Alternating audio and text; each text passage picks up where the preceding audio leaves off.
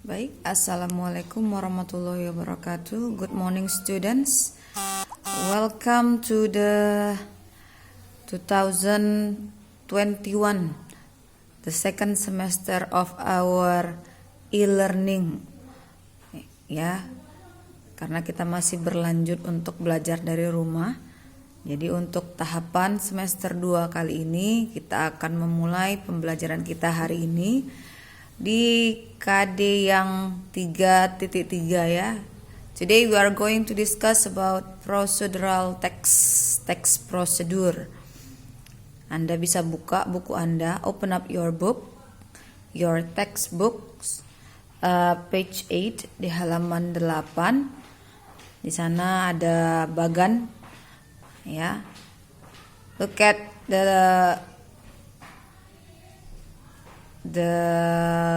table, the form ya. Ada procedural atau instructional text, disebut procedural atau teks instruksi ya, karena biasanya teks prosedur itu memberikan perintah-perintah seperti itu. Kita mulai dari awal, oke.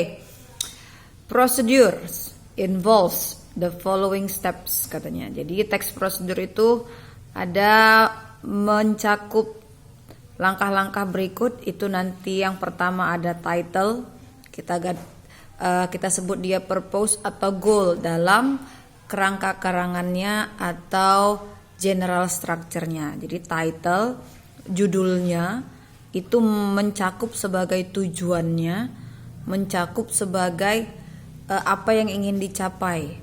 Semisal judulnya membuat mie rebus, ya, cara membuat mie rebus. Jadi tujuannya atau yang diminta hasil akhir adalah hasil dari mie rebus. Oke, jadi dia masuk pada purpose atau goal. Kemudian masuk ke ingredients ataupun materials.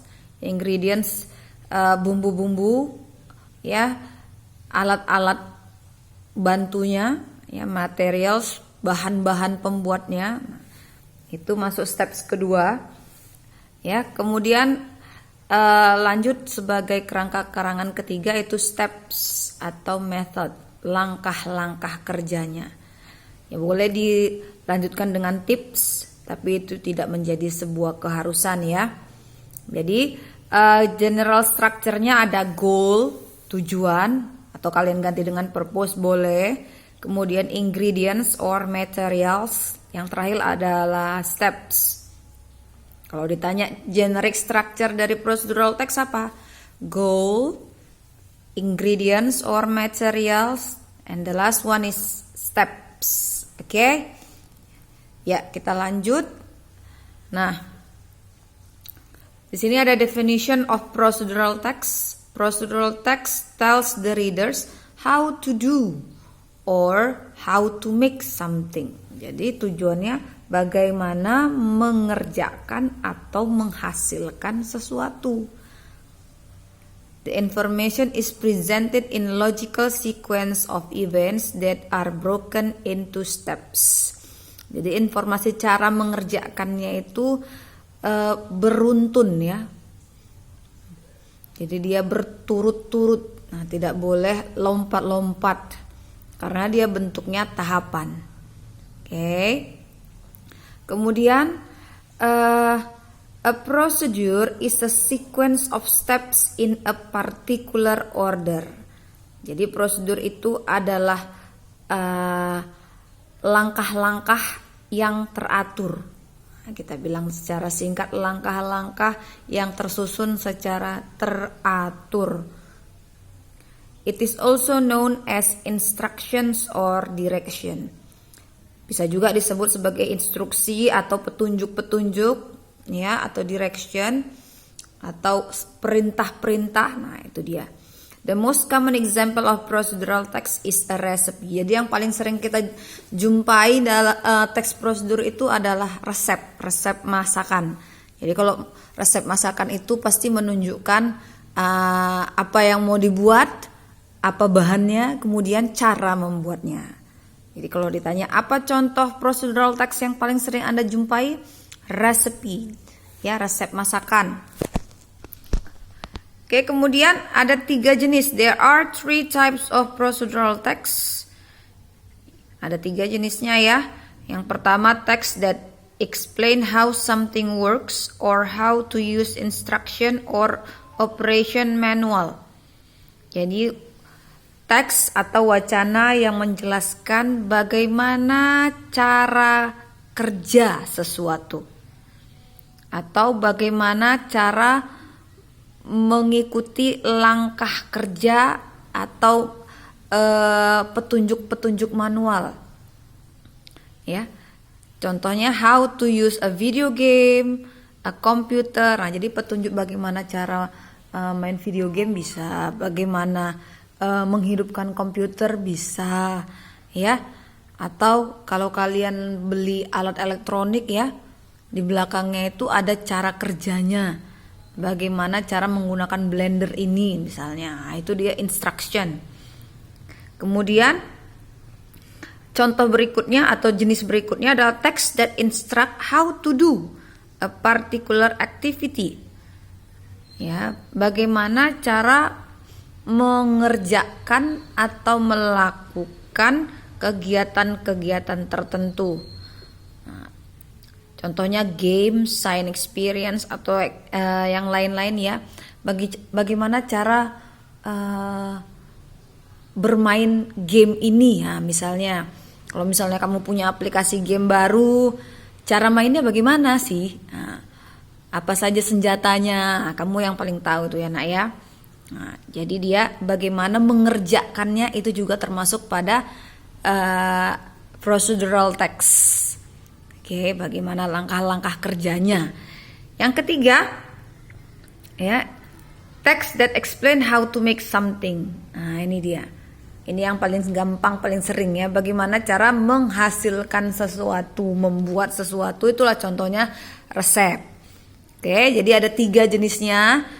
Procedural text yaitu teks yang menjelaskan bagaimana cara mengoperasikan, menjalankan sesuatu, itu tadi.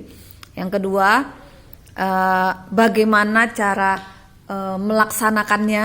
Nah, itu tadi. Game tadi ya. Yang ketiga, bagaimana cara menghasilkannya. Itu secara singkat. Oke, lanjut berikutnya, buka buku Anda. Oke, ini tadi bagian-bagiannya ya. Di sini disertakan tips, tapi tidak ada tips juga. Terkadang dianggap sebagai procedural text, tapi kita ambil yang lengkapnya ya. Generic structure of procedural text ya, include of title, judul. Ya, ada judulnya. Apa itu judul? It is the goal or outcome of the activity. Yaitu tujuan akhirnya atau hasil yang diminta dari kegiatan tersebut. For example, how to make banana muffin, how to make bakso, how to operate a video game, how to cook instant noodle. Nah, seperti itu ya. Judulnya itu sudah termasuk dalam kerangka karangan. Kemudian ingredients-nya atau materialnya ya itulah list and amount of things and material required. Ya, daftar dan jumlah barang-barang dan material yang diperlukan. Itu dia ya. Kemudian masuk ke steps atau metodenya. It is the step by step description. Ya, deskripsi langkah per langkah ya nak ya. And how to complete the task. Bagaimana menyelesaikan tugas tadi. Kemudian ada tips, it is the final comment. Ya, tambahan untuk komen-komen atau pendapat-pendapat bagaimana membuat apa yang sudah Anda laksanakan berhasil dengan baik. Itu tipsnya. Oke. Bisa kita buka lagi buku kita? Iya. Nah, di halaman 10 ya, page 10. Ya, look at the adverbs in procedural text ya. Ya, jadi banyak menggunakan kata keterangan ya. Adverbs are words that modify verbs, adjective and other adverbs. Ya, itu definisi dari adverbs. Ya, They tell us how, when, where, and under what conditions something happens. Adverb usually end in ly, but all adverbs do not end in ly. For example, quite, really, wonderfully, beautifully, etc. Oke, jadi adverb yang bisa digunakan di sini adverbs of time, bisa waktu, ya, sequence seberapa sering, ya, how many times itu adverb of sequence. Misalnya click the F button twice. Nah, klik tombol F itu 2 kali. Nah, twice itu adalah keterangan. Anda nanti bisa baca. Oke. Ada event, ya, ada action verbs, kemudian ada temporal conjunction, ya. Nanti kita jelaskan untuk lebih jelasnya. Nah, sekarang kita move on to page 12, halaman 12. Coba Anda lihat sekarang di sini contoh dari procedural text how to make orange juice, ya. Karena bukunya disertai dengan pictures, jadi it will be more easy. How to make orange juice. Nah, itu judulnya, ya. Jadi itu termasuk dalam kerangka karangan. Goalnya itu how to make orange juice. Ingredientsnya, apa bahan-bahannya, ya. 2 oranges, 2 teaspoon of sugar, pinch of cinnamon. Cinnamon apa, nak? Ini cinnamon. Siapa tahu ini cinnamon? Ya. Kulit kayu manis. Nah, itu cinnamon, ya. Material yang digunakan handle juicer, ya, juicer, sieve, glass, knife, and cutting board. Oke, Anda bisa lihat ini benda-benda atau bahan-bahan yang digunakan untuk membantu proses pembuatan orange juice. Kemudian we move on to methods atau steps-nya. Ya, first katanya. Jadi itu dia keterangan waktunya bisa, ya. Ya. Ada adverb of sequence-nya, ya, keterangan waktu yang menunjukkan tahapan, ya. First, then, after that. Nah, finally itu dia adverb of sequences. Ya. First, pertama-tama wash the oranges and put them on a cutting board.